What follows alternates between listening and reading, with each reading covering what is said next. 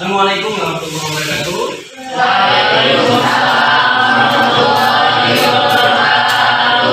Selamat pagi semuanya. Apa kabar? Sebelum kita memulai pelajaran, alangkah lebih baiknya kita berdoa terlebih dahulu. Silakan ketua kelas memimpin doa. Silakan.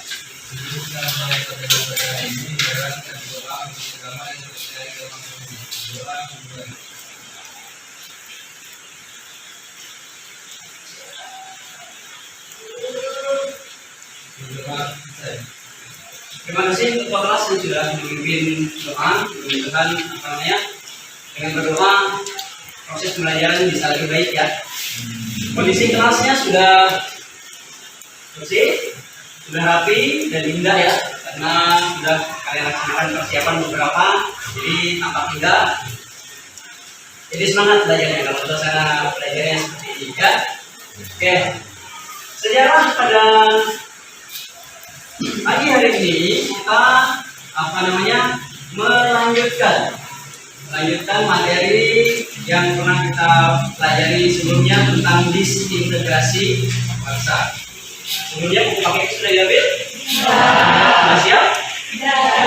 Kita sudah mempelajari tentang disintegrasi bangsa. Disintegrasi itu adalah perpecahan yang muncul dari dalam negara kita sendiri.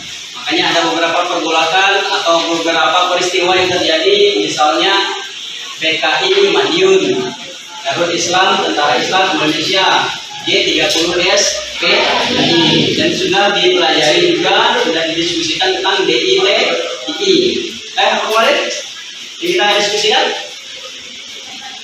PKI Madiun. Masih ingat tahun berapa PKI Madiun terjadi? 1948. Ya.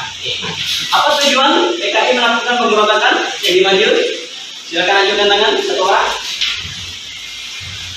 Silakan Suci. Ya, ideologi Indonesia ingin berubah PKI menjadi ideologi komunis. Ya. Oke. Selanjutnya untuk hari ini ada materi masih tentang perjuangan menghadapi ancaman disintegrasi bangsa. Baik ya, kita lanjutkan ya. Di depan ada judul besarnya, perjuangan menghadapi ancaman disintegrasi bangsa. Dan judulnya Gerakan 30 September Partai Komunis Indonesia tahun 1965. Kenapa ada tahunnya di situ? Kenapa? Karena Gerakan 30 September itu dilaksanakan pada tahun 1965 ya. Tahun berapa? 1965. Nah, yang dilakukan oleh Partai Komunis Indonesia, singkat PKI. Di situ di bawahnya ada gambar. Ada gambar berapa orang itu? Ada 7 ya. 7. Siapa mereka? Pahlawan revolusi yang menjadi korban. Nah, itu nanti akan ada dijelaskan oleh kelompok yang akan membahas tentang G30S PKI. Perlu kita ketahui, tujuan pembelajaran pada pagi hari ini adalah setelah mengikuti proses pembelajaran, peserta didik diharapkan dapat menganalisis upaya bangsa Indonesia dalam menghadapi ancaman disintegrasi bangsa, antara lain G30S PKI.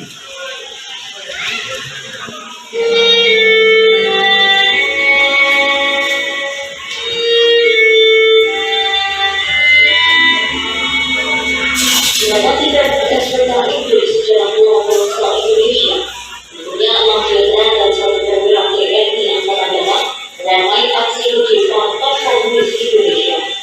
Seluruh data itu kemudian dianugerahi gelar pahlawan revolusi. Mereka digunakan dimasuki ke dalam sumber bukan buaya di Jakarta Timur. Sebelumnya adalah Letnan Jenderal Alberta Ahmad-Yani, Mayor Jenderal melakukan diskusi tentang G30S PKI. Ya, silakan sekarang kalian berkumpul sesuai dengan kelompoknya masing-masing dan kelompok yang akan mempresentasikan G30S PKI silakan maju ke depan. Silakan. Di kelompoknya masing-masing Sudah ya. Sekarang kita fokus ke pembelajaran tentang G30 SPKI. Silakan kalian buka materinya di buku.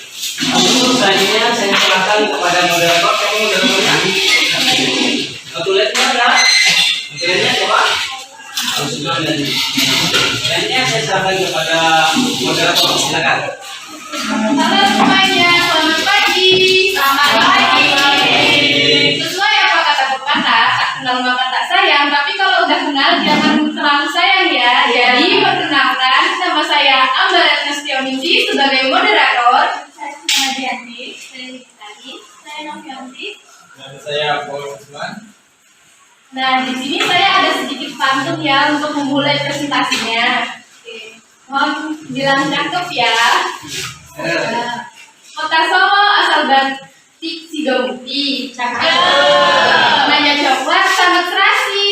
Cakep. Selamat pagi Bapak Guru yang kami hormati. Izinkan kami memulai presentasi.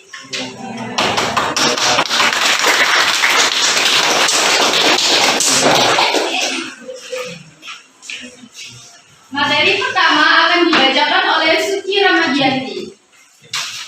Di sini saya akan membacakan materi mengenai gerakan 30 September 1965 atau biasa disingkat G30 SPKI.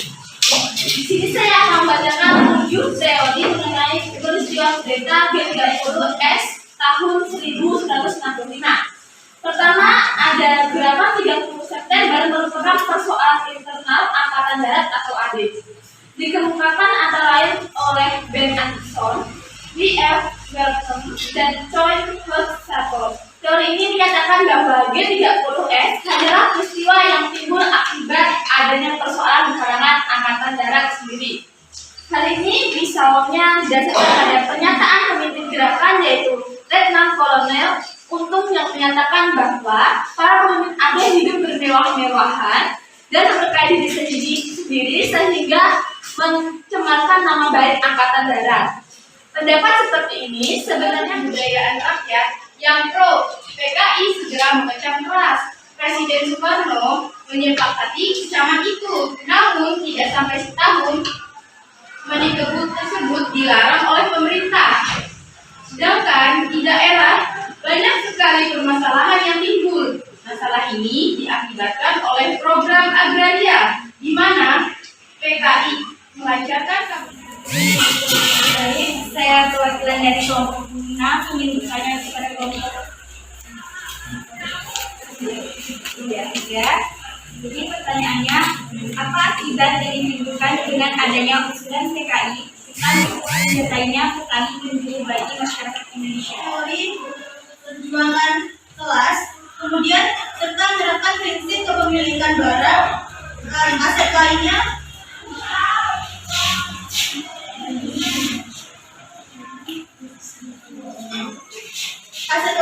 merupakan milik bersama.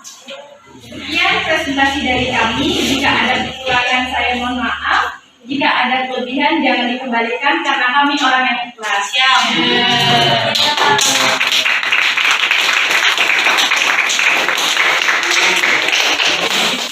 PKI 1965 ada beberapa pertanyaan tadi yang disampaikan. Yang pertama dari Anggi ya. Anggi, siapa yang memimpin PKI? Jelas tadi dijawab. Siapa namanya?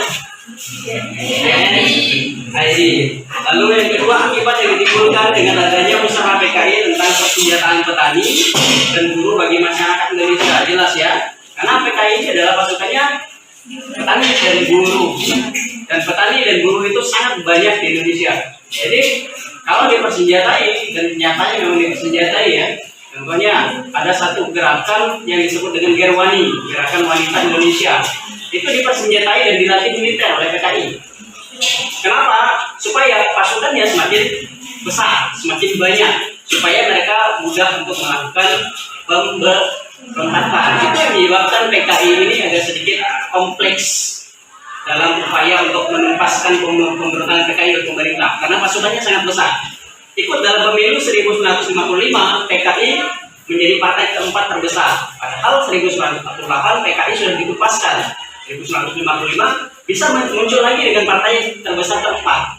Makanya karena PKI itu anggotanya adalah buruh dan tani. Tahu lambangnya? Apa namanya? Palu dan Arit. Ya, Palu dan Arit ya. Lalu pertanyaan dari Bella tadi, apa itu PKI? Nah, sudah dijelaskan juga dasar dari pembentukan paham komunisme itu adalah dari sosialis. Sosialis itu saling bekerja sama ya. Ya, semuanya milik bersama itu sampai disampaikan seperti itu tadi. Kalau tidak salah ada yang dijelaskan oleh pemateri tadi 7 apa tadi? 7 dibacakan ulang. 7 setan desa. Apa tadi? Sebutkan lagi nggak? Setan desanya nggak? Terdiri dari tuan tanah jahat, Tuan tanah jahat, lintah darah, tukang hijau, tengkulak jahat, ya. kapitalis, birokrat desa, Oke. pejabat desa, dan bandit desa. Nah, bandit desa. Tengkulak itu biasanya punya tanah yang banyak. Misalnya saya ini tengkulak nih, punya 10.000 kapling tanah. 10.000 kebanyakan ya. 100 kapling tanah. Jadi PKI mengambil alih itu, dibagikan kepada masyarakat atas dasar sosialisme. Sosialis bersamaan dibagikan kepada masyarakat, kepada para petani. Yang awalnya petani hanya sebagai pekerja, lalu dijadikan sebagai pemilik tanah. Itu gambarannya ya, Bella ya, tentang PKI tadi. Lalu mengapa ambisi PKI mengubah ideologi bangsa sehingga menimbulkan perpecahan?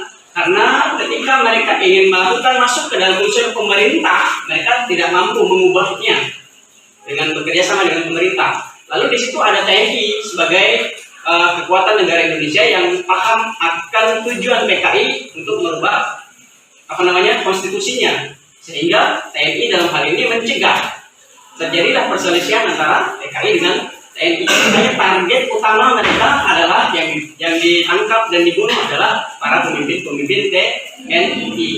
Ketika itu terjadi, maka terjadilah perselisihan, maka terjadilah pemberontakan yang sangat besar. Dan pemberontakan itu terjadi, terbunuhlah 7 panglima besar tadi, maka diambil alih oleh pemerintah. PKI harus dihapuskan sampai ke akar. Bisa dipahami? Yang kedua, ini adalah soal yang dibahas oleh kelompok yang buat PKI tadi ya. Silakan dikerjakan, ini sifatnya individu. Silakan ditulis nama dan dituliskan jawabannya di bawah.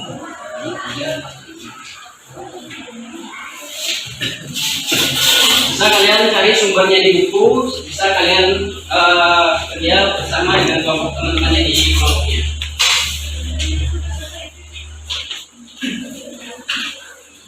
Sudah selesai, sudah dikumpulkan sebagai bentuk evaluasi. Nanti saya akan periksa tugasnya. Lalu sebagai bagian akhir dari kegiatan hari ini, kita evaluasi. Silakan bagi salah satu siswa, barangkali ada yang ingin menyampaikan evaluasi pada hari ini. Silakan acungkan tangan, silakan berdiri. Oke, silakan Bella. Berdiri. Saya sebagai masyarakat hari ini mengevaluasi hasil diskusi dari kelompok disertasi. Dapat kita ketahui beberapa poin penting. Yang pertama itu poin tujuan awal kenapa hari ini memberontak ini mengganti ideologi Indonesia. Karena mereka ingin mengganti dengan paham komunis, paham yang mengikutsertakan seperti apa yang ada di negara itu adalah milik bersama. Kemudian karena ingin mengganti konstitusi tersebut, maka satu langkah awal yang adalah perjuangan komunitas. Namun awalnya masih ada aksi teror sebelum pada target mereka yaitu TNI. Pada akhirnya peristiwa perlawanan itu diakhiri oleh 7 pahlawan revolusi. Dengan demikian serangkaian peristiwa duka ini dikenal sebagai tragedi G30 ekspektasi hingga masa. Oke, kasih tepuk tangan. Saya ucapkan terima kasih atas partisipasi kalian semua. Mudah-mudahan pertemuan berikutnya lebih baik lagi presentasinya ya. Ya, kita akhiri. Silakan kalian selepas ini istirahat. Kita akhiri. Selamat pagi. Selamat pagi. Kepada beberapa orang kita kemaskan speaker. Silakan